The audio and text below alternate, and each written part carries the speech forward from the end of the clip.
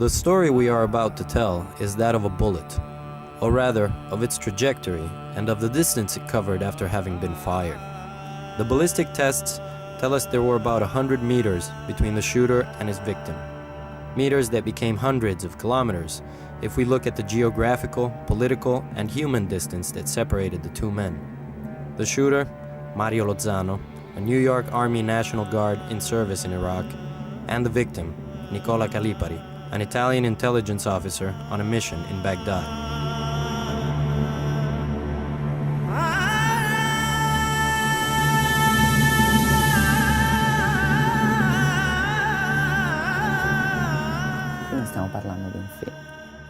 We're not talking about a movie here.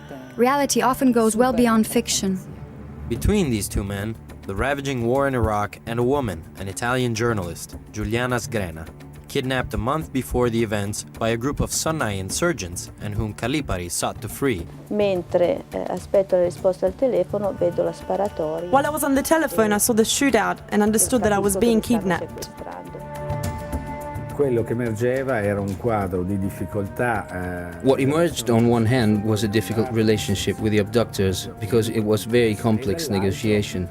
On the other hand, it was very difficult to move on that territory with the tacit consent of the Americans, which was just a tacit consent, not explicit support. Era un appoggio esplicito. Negotiations were successful, and Calipari, together with another Italian serviceman, left Rome for Baghdad to rescue Giuliana Sgrena. Yet when the three were on the Irish route, just a few hundred meters away from the Baghdad International Airport, a US checkpoint opened fire on them. I see this car, I don't know what's his intention. I didn't want to die, you know, I wanted to live. E io cercavo di alzarmi, però sentivo I il tried to corpo di get up and I Calipari che si felt the body of appesantiva su Calipari di me. weighing down on me.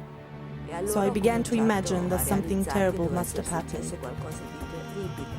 Avevo ipotizzato tutto. I had thought of every possible outcome except for the Americans shooting against that car. 58 bullets rained on the car, wounding the driver and Giuliana Sgrena. Nicola Calipari, while trying to protect the journalist from the bullets, would be hit and killed. I think that a very, very brave Italian general took on a very dangerous mission that was very risky, and that's in the wartime things go wrong and something went wrong. I have doubts on all of it, about the distances, the sights conditions, and the dynamics of the shootout. This was the neocon philosophy. Blame Calipari. He's guilty. He didn't stop. The truth is that there is no truth. What really happened on the night of March 4th, 2005 on the Irish route in Baghdad? Who is responsible for the killing of Nicola Calipari? Has justice been served?